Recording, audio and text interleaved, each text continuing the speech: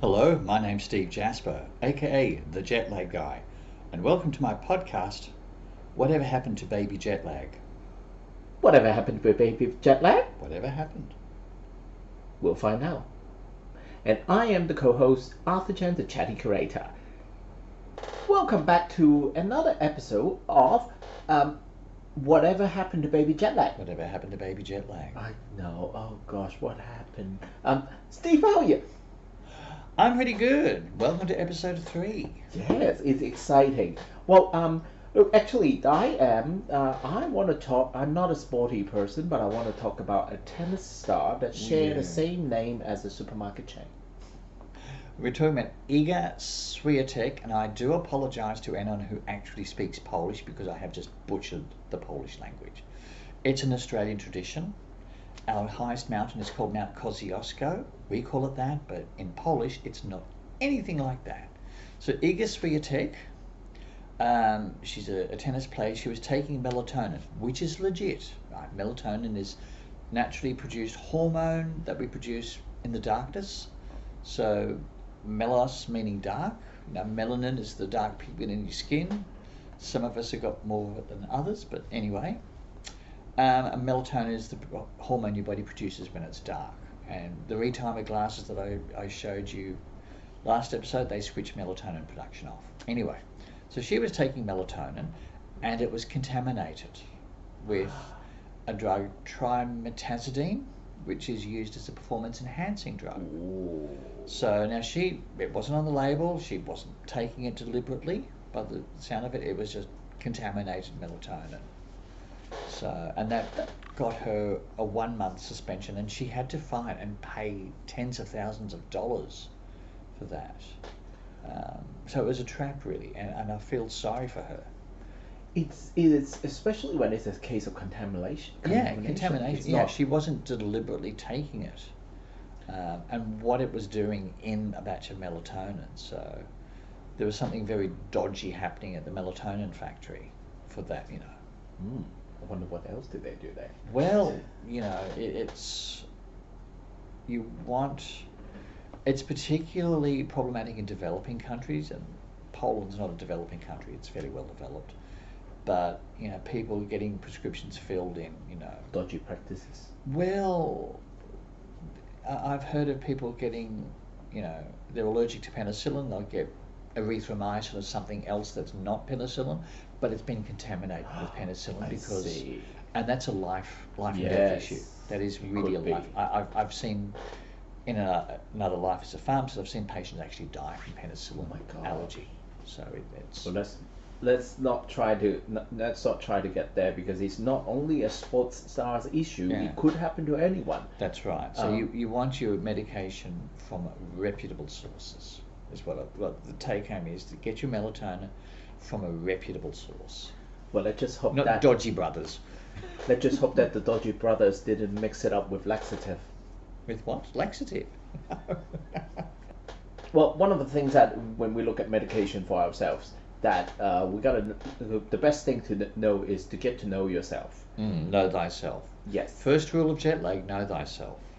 And I think there is something that you can do on people's phone that would help. There's lots of things you can do on people's phones, but the thing we've got in mind, we have an app, and we are building the best app in the world for jet lag. So the End Jet Lag app, it's available on Apple and Google.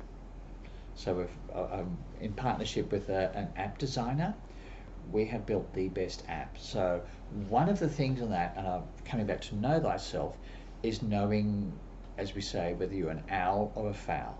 So if you're a morning person or an evening person. The reason that's so important is you will travel differently. So I'll give you an example for myself. I'm a bit of a night owl, and on the scale on the app, I'm what we call a nightingale. So I'm not right at the extreme end. They're owls. I'm getting there. I'm definitely a more of an evening person than a morning person. I don't wake up refreshed in the morning. I wake up more like Godzilla. Yeah. And I have my cup of tea, and no one is allowed to speak to me until I cup of, just back away. Let me drink my tea. and then we're good. But that made a difference when I flew to Paris, and this was at the stage when I actually knew what I was doing. By the stage I was doing a PhD, and it was an all-expenses paid scholarship to Paris. So you haven't had catering until you've been to an international management conference in Paris. You can't imagine. Here is the lobster and the big wheels of cheese and the duck liver pate and the profiteroles. And Anyway, but going to Paris, I knew I'd be fine. I landed, I was fine. I landed on my birthday. It's the only warm birthday I've ever had in my life. Says he who has a birthday in winter. But I was good to go. I landed in Paris, got out in the sun, had a few walks, good to go. Then coming back, because again I'm a night owl, flying east is harder for me. I knew I had to throw everything at it, and I did for 3 days solid. I was out in the sun, all of retimer glasses, the whole lot, and I didn't lose any productivity. Now I did go to bed a little bit early, day 2, day 3, like 8:39, but I didn't lose any productivity. I could work around it. I wasn't incapacitated, and I say this as someone who, on a travel trip like that, before I would be out of action for about a fortnight. Certainly the first week, and then the second week I'd start coming to. So it made such a difference for me. And it's really good to get to know yourself so you can manage it, and otherwise you'll be...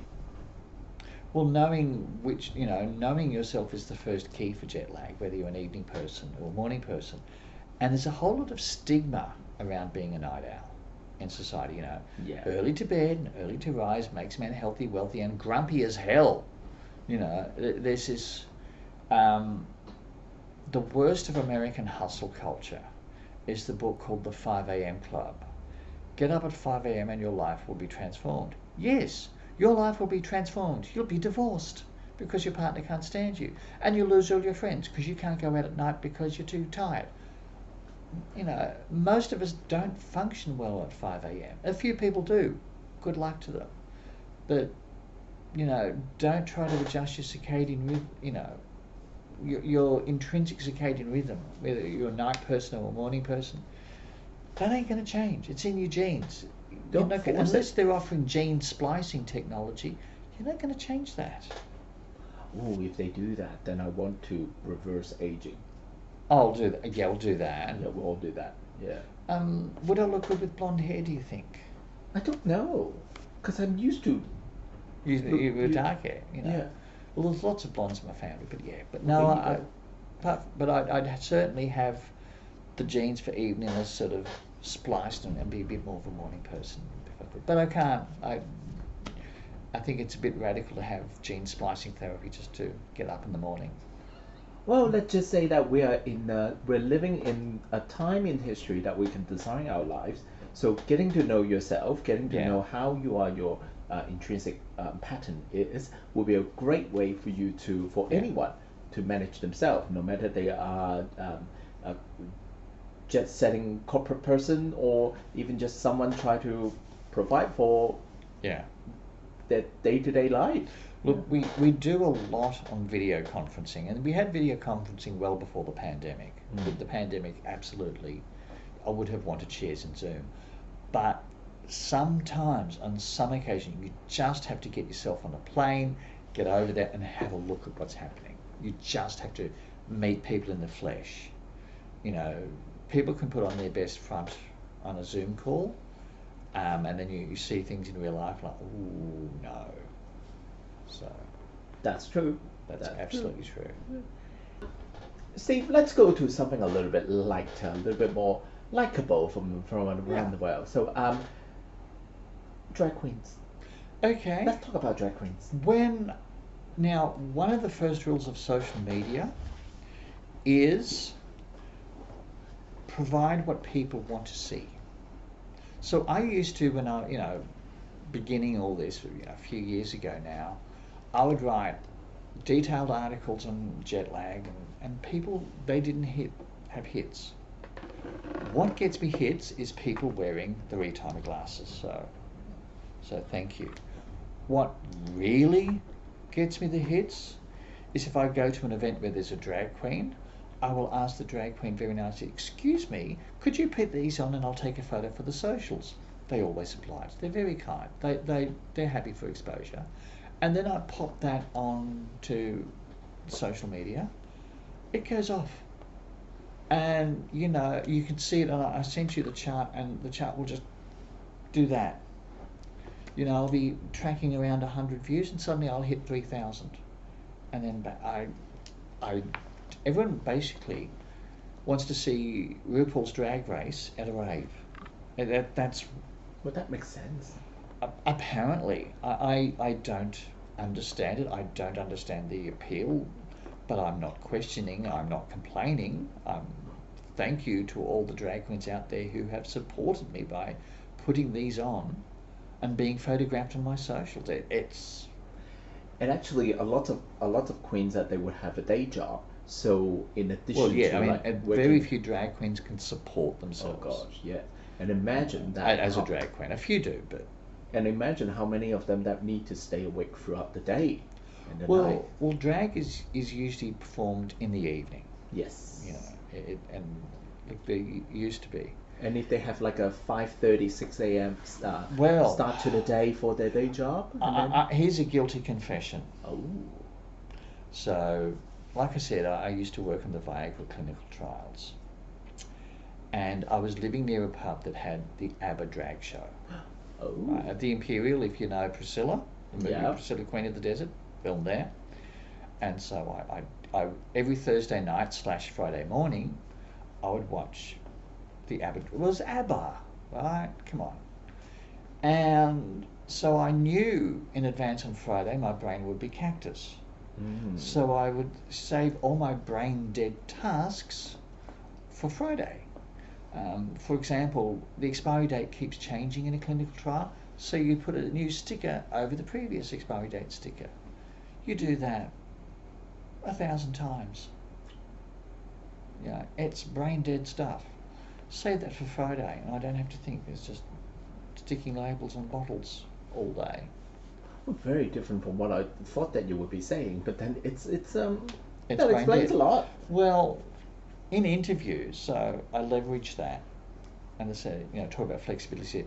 Well, I used to be on a late night conference call on Thursday nights because the drag show was like 2:15 a.m. or something, or 3:15, something crazy.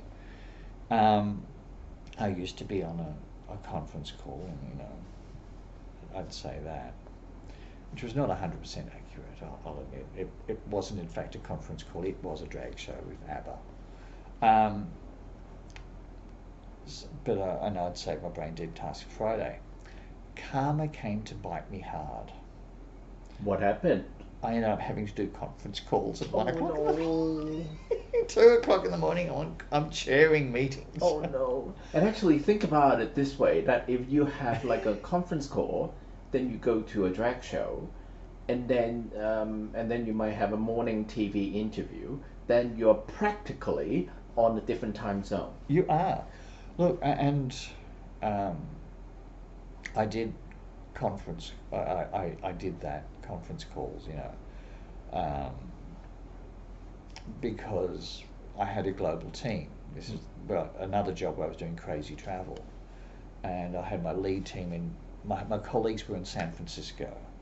My lead team was in North Carolina. My second team was just out of Cambridge in the UK. My third team, and this is where it got tricky, was divided between Buenos Aires and Sao Paulo. Once you get South America on board, you know, Britain you can stay up late for, the US you can be early for, South America you're done. It's like, okay, I've just got to suck it up. So I would do these 1 a.m., 2 a.m. conferences. And I said to my colleagues in the office, I will not be in at 9 o'clock. I'll be in sometime before lunchtime, but I won't be there first thing 9 o'clock because I've got this conference and I need sleep. And I think that's a reasonable thing, you know. Oh yes. And You then, know, and I turn up at about 10:30. well, that's really good. You know. Because I mean, it's yeah. And the head boss said, I wasn't expecting you till lunchtime. I said, oh, I've got things to do. So It's I think that shows that your lifelong passion in health and science. Yeah. And for those who want to find out more about you, what you do, different things that you have on offer, how are they going to find you? Well, start with my website and you can find out about me. I mean, I won't have the entire life story, but a little bit of a background and what I offer, the services that I offer. That would be jetlagguy.com.au. That's it, www.jetlagguy.com.au. And in addition to that, you can also find him on social media, so you can find out those drag queens in the glasses. Well, you know, it happens about every month. Yep. I'll go to a function where there's a drag queen, like, pop these on. Give it a go. What? Yeah, I hope for drag queens. But they are the bright light. They're the bright light. Yeah, drag queens in jet lag goggles, and my social media numbers just go through the roof. Can't complain. I do not complain. I'm grateful for that. Amazing. And Steve, thank you so much for the third episode, and thank you to your listeners. Thank you, Arthur. Thank you all. I'll see you next time.